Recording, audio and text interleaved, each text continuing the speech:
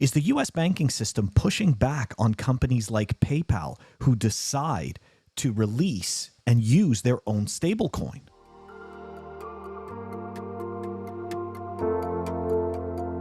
Welcome back.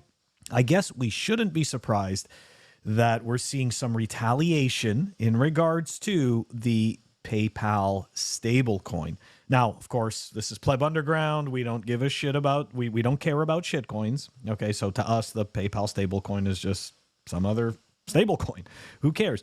But you see, the U.S. banking system and the government, they definitely don't like it because in a way, somehow this corporation is becoming competition. Now, of course, we all know that with a centralized entity, especially a publicly held entity, well, actually, it doesn't make a difference whether it's publicly or privately held.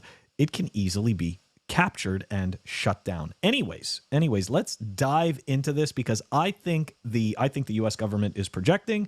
I think they're trying to use the FDIC as the police. Anyways, let's dive into it. FDIC says more than 85 businesses are lying about being insured. And it just so happens that those businesses have dealings with Bitcoin and quote unquote crypto. So just putting that out there. Digital assets pose novel and complex risks, the FDIC said, making it challenging to fully assess how capital markets and banking institutions will be impacted. Now, I know that's just the first sentence, but I love how they how essentially they attempt to create this confusion immediately right off the bat, and obviously that's done on purpose, right? Because the expectation is that the FDIC is looking out for our best interest, and these novel and complex risks need to be assessed. We're going to back up for a second and go take a look at the mortgage crisis just for a minute before we continue. One of the most difficult things that a lot of people had back when the housing meltdown occurred was actually defining what mortgage derivatives were and what they actually do. So here we go. Let's go take a look at this is a link from Law Insider. Mortgage derivatives means interest only, principal only, mortgage securities and residuals or collateralized mortgage obligations defined as high-risk mortgage securities by the Federal Financial Institutions Examination Council, provided, however, that in no event shall the foregoing include fixed and floating CMO bonds that fail the FFIEC test due to higher average life volatility, initial average life, or price sensitivity. Now that we're going to pretend that we understood what any of that shit was, let's go back and take a look at the digital assets that pose a novel and complex risk. Companies create shitcoins out of thin air. People buy those shitcoins and they keep them on exchanges. That's pretty simple. You know, that's pretty simple right there. Doesn't sound as complex as what I just read to you about mortgage derivatives.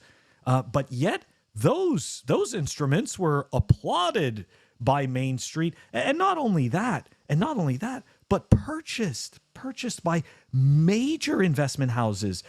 So much to the point that Bear Stearns and Lehman Brothers went out of business, amongst others, from having too many of these secure financial devices. Anyways, I'm just trying to point out the stark disparity here between just the hypocritical aspect of our system, right? Crypto, bad, complex, but stuff that we can't explain with housing, good, because banks endorse it and they control it. Anyways, all right, let's continue with this BS from the FDIC. The FDIC Risk Review is an annual summary the agency publishes to inform community banks and other institutions about potential threats to stability and stressors on the banking system. That's right. Somehow, Bitcoin and shitcoins are a threat to the stability of the banking system. This is such nonsense. I think how many hundreds of billions of dollars did the U.S. just ship over to Ukraine for war, and yet we've got we've got a state that almost completely vanished because of fires. It's just all so hypocritical. All of it is so hypocritical, and this is just the nature of humanity.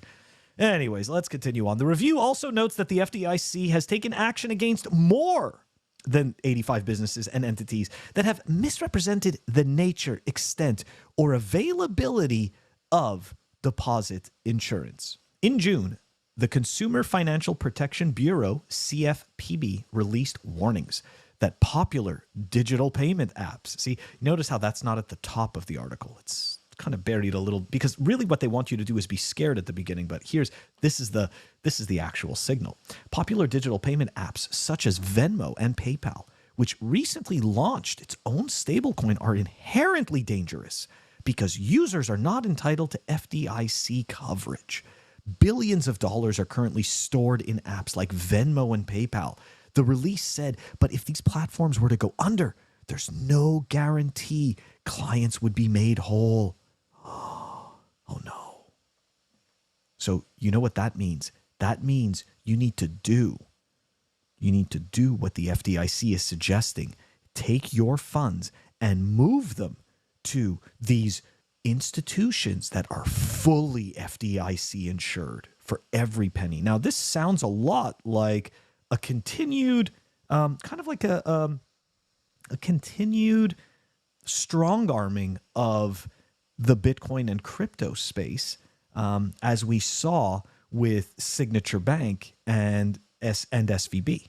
Clearly, there's an agenda. Clearly, okay, there's a picture that is being painted that shows that Bitcoin and crypto is a very, very dangerous place, okay?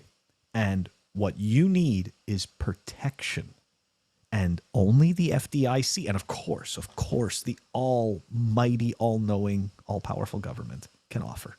The FDIC is primarily concerned with the dynamic nature of crypto, as it can lead to increased fraud, legal uncertainties, and poor risk management due to a lack of maturity and robustness. Even though I know the mortgage derivative stuff has nothing to actually do with this, I'm just pointing out the absolute insane hypocrisy, how we pretend that we understand one thing, right? Like the mortgage derivatives, when nobody could explain them properly.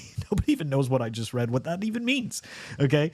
And yet somehow this crypto thing is just incredibly confusing and unsafe. This is just hypocritical nonsense. The real crux of the matter is that the government needs control. The banks need their control, okay? And they need all of us to play in their sandbox, okay? We are not allowed to have our own sandboxes.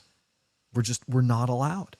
And if we decide to have our own sandboxes to play in, then we're going to be reminded how dangerous it is to play in those sandboxes, and how the only safe sandbox, truly the only safe one, is the one that is sponsored and run by the government and the almighty banking system. We shouldn't pay attention to any of the calamities that have happened in the past.